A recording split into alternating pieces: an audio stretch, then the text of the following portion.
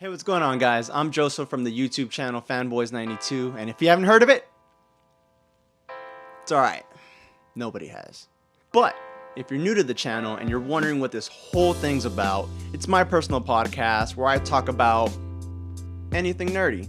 It can range from music, TV shows, movies, comic books, anime, professional wrestling, you name it. If it's got my interest, I'm making a video and I'm posting it on the interwebs. Now, what am I talking about today? Today is actually an idea that was given to me by a good friend of mine, Kirby. This is for you. He suggested that I make a top whatever video. And, all over YouTube, there's a bunch of top 10s, personal top 10s. You got stuff like Screw Attack making videos. You got Cinemassacre and all these other guys who are way more talented than me making their lists. So I figure, you know what? I'm going to give my input and I'm going to give my personal list. Now, I'm going to keep it short, sweet, and to the point. What are we talking about today? Anime, ladies and gentlemen. And I am giving you my top 5 anime series. Alright, kicking things off at number 5 is Death Note. And if you don't know what Death Note is, or if you've never even heard of it, you've clearly never walked into a hot topic before. But I'm going to pretend you have some self-respect for yourself and you would never be caught in a hot topic. So, Death Note's it's a show about this kid named Light Yagami, who's a high school kid. He's pretty much the fucking Don Juan of Japan.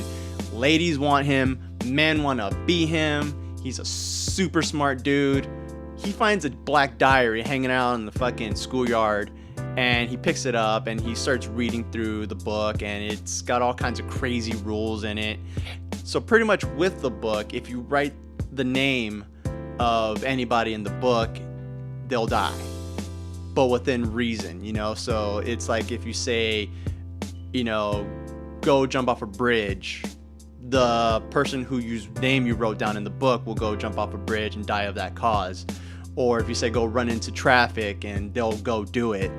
But like I said, it's within reason, so you can't just put, go fucking jump into the middle of the sun, and the dude whose fucking name you wrote down is gonna go fucking skyrocketing to the sky and just go fucking swim in the sun for a couple of minutes. No, it's not how it works. You would assume a fantasy show at least, would just be all wonky and fucking the Wild West and just shit, anything can happen. But no, sadly, this anime is kind of grounded and kind of keeps things within the rules of reality almost. But that's not to say there aren't, some supernatural things that happen in the show. Like there's these things called shinigamis. They're called shinigamis, and that translates to like god of death or whatever. Kind of like a minor role to the show, but whatever. So pretty much the whole premise of the show, Light decides to take like the law into his own hands, and he becomes like judge, jury, and executioner for the whole world. He starts killing off criminals, and they just start dying, and he thinks he's gonna become like the messiah of the new world order or whatever. But then there's this other guy named L, who's this real fraily type, fucking to himself type of character. He's another super smart genius, and pretty much the whole anime is a cat and mouse type of anime where L is trying to outsmart Light and Light's trying to outsmart L, and they're both like, it's a big old whose dick is bigger contest. They're all trying to outsmart each other. It's a big old giant chess game. If you're really into psychological anime and like really intelligent anime, I would give that one a shot. Alright, next up at number 4, we've got Full Metal Alchemist. Now, this one can kind of get a little bit confusing because there's actually 2 series of the same source material. So one's a self-titled and the other one's called Full Metal Alchemist Brotherhood. Now, I personally like Brotherhood better. They're both pretty good, but I think Brotherhood has the better storytelling, the better character development, just better all around. It sticks to the source material, and it's 10 times better. But if you're curious and you want to watch the first series, then by all means go ahead. So pretty much the gist of this one is, in this world there's a teaching called alchemy, and pretty much it's like science meets magic, where you can do fucking amazing shit with science. Not to say that you can't already do amazing shit with science, because let's be honest, fucking, if it wasn't for science, I wouldn't be recording, none of this would be happening. So in this world, it's like science cranked up to 11, and like, let's say if you had some like oxygen molecules and hydrogen molecules and you put them in a shaker cup, you put it on the ground, you write a fucking pentagram, slap your hands, then boom, your whole cup fills up with water. You know, it's like you can do amazing things, but it's like within the rules of science. So it can't just be all willy-nilly, and you can't just do random shit. Like, you can't grab a turd and then turn it into gold because they don't share the same fucking molecular structure. You just can't do it. You can't take a couple of fucking ass hairs and make a pearl necklace out of it. Don't work that way. But eventually in the series, you find out it does work that way, because there's this thing called the Philosopher's Stone, which takes all the rules I just said, wipes his ass with it, and fucking throws it in the trash, because this Philosopher's Stone thing just, it's ungodly. It does whatever, it does what it wants. Moving on to the protagonist of the show, it's these two brothers named Alphonse and Edward. And the whole series is about them and their road to redemption, because in the beginning, like literally in episode 1, so this is not a spoiler, in like episode 1 or 2, you know, it turns out their mom dies of like this random illness and they can't live without their mom. So get this idea in their head one day that they're gonna bring her back to life. They figured, hey, everything in their world follows a certain rule, you know, for a certain formula. So they're gonna bring her back to life. They're gonna get all the ingredients that makes up a human body, and then they're gonna just bring her back to life. But little do they know, or what they completely forgot about, is that humans have souls. Now, how do you recreate a human soul? It's a fucking spiritual thing. It's not something you can just put down on paper and you're like, okay, that's on the grocery list. Yeah, that's how we get a human soul. It turns out their experiment to bring their mom back to life went terribly fucking wrong, and it's bad. It's all kinds of fucking bad, and all kinds of fucked up shit happens. I mean, you gotta watch the series to know what exactly I'm talking about. Like I'm saying, literally all this happens in episode 1, so you will get hooked to this fucking show. But that being said, like, you know, some things happen, and this whole show's about their road to redemption, how like they're gonna get their bodies back, because when they try to bring their mom back to life, one of them lost his entire body, because this rule of equivalent, it gets really confusing. You got to watch it. I promise it's a good watch. You won't regret it. You'll be hooked by episode 1, and if not, then don't tell anybody I recommended it to you. At number 3, we've got Naruto. Now, this series, even though it's really old, to me it's kind of new, because I just started watching it about a year and a half ago and became instantly hooked to it. Like, my buddy Kirby, the guy who I mentioned in the beginning of the video, he's been trying to get me to watch this show for ages, man. And I was always like, man, fuck Naruto. Fuck that whack-ass anime, man. That shit's bullshit. But I hated it not because I thought the source material was whack. I just hated the fanboys, you know. They pissed me off. Every day at school, they would come with their headbands. During PE, they run with their fucking hands in their backs. It looked fucking dumb, man. I hated them. Fast forward 8 years later, here I am doing a video on YouTube about how much I love Naruto now. What a hypocrite I am. Well, anyway, in this anime, it revolves around 3 main characters, Naruto, Sasuke, and Sakura. The 3 little kids on their journey to become ninjas, because in this world, being a ninja is like being the shit, you know. And they have a teacher named Kakashi, who's like the greatest ninja like in their village. And he's like the baddest dude around, universally respected. You know, he's kind of a hard ass on them in the beginning.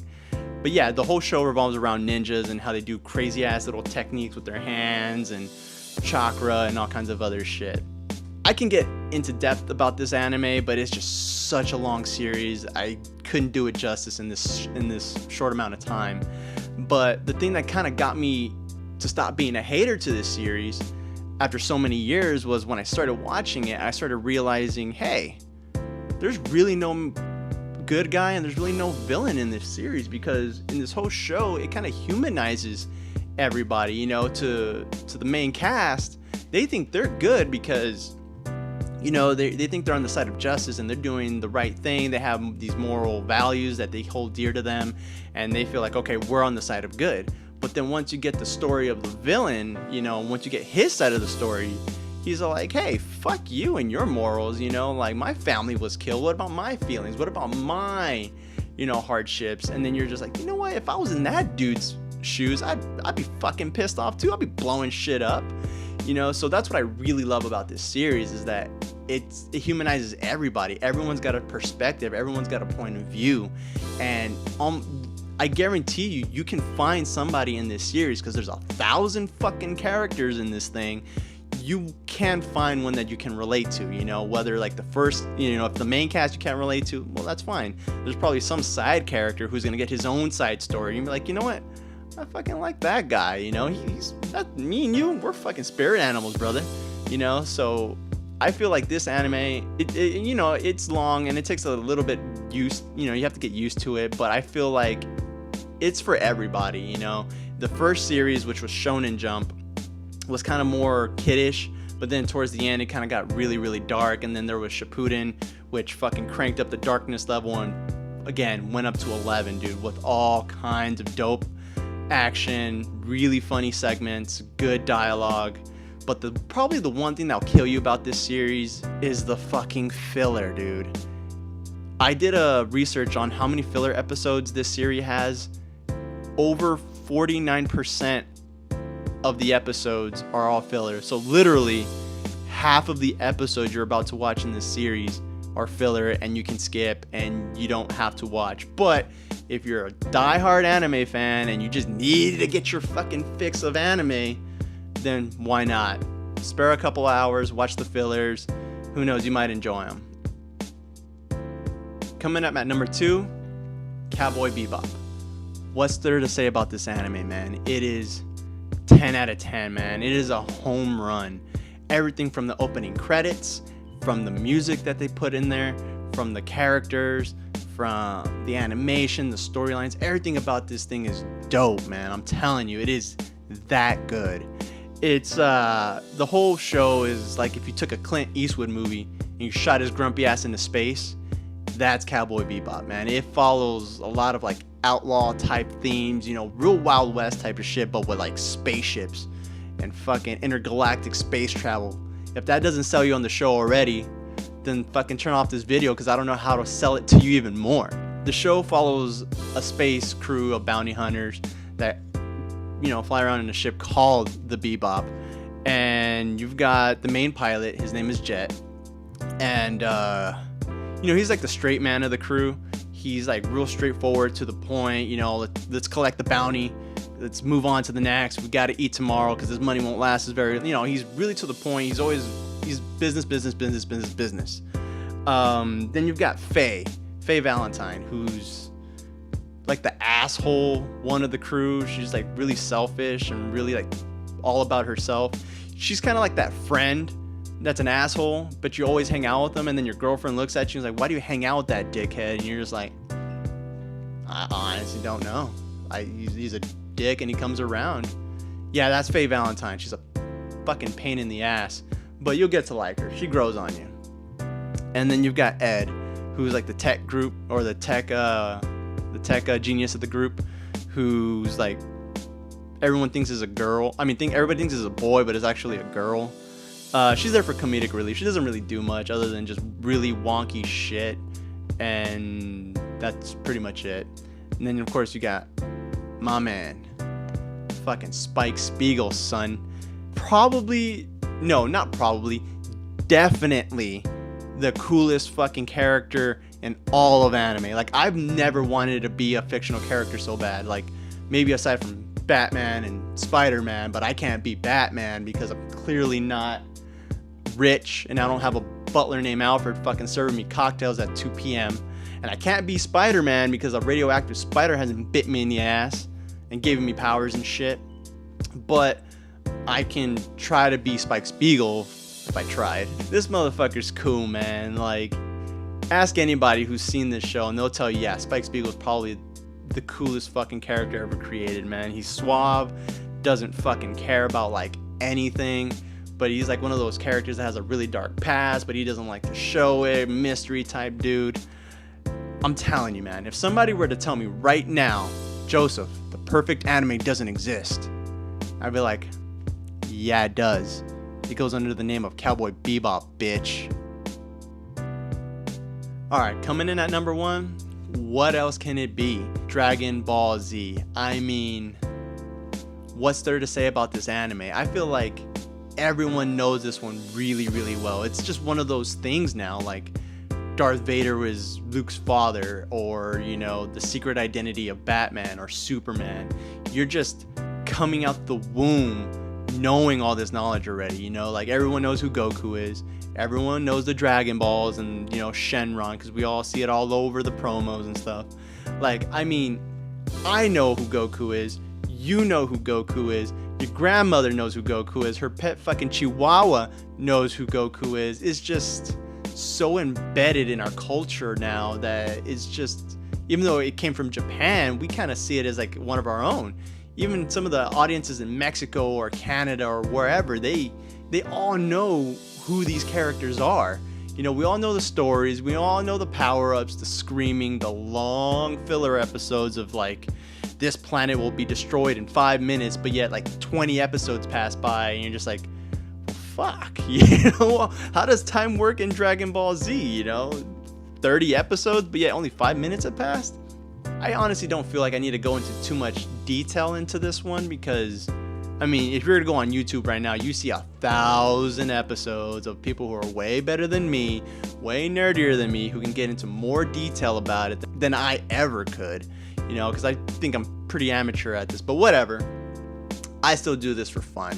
And honestly, if it wasn't for Dragon Ball Z being the fire starter that it is, I mean, this whole video probably wouldn't exist. I mean, that's the one that introduced me to anime and kind of sparked up the curiosity, and it's just that good, you know. Is it the perfect anime? No, it's definitely has its flaws, you know. It's got its campy moments, it's derpy animation, it's got, you know, power-ups that last way too long.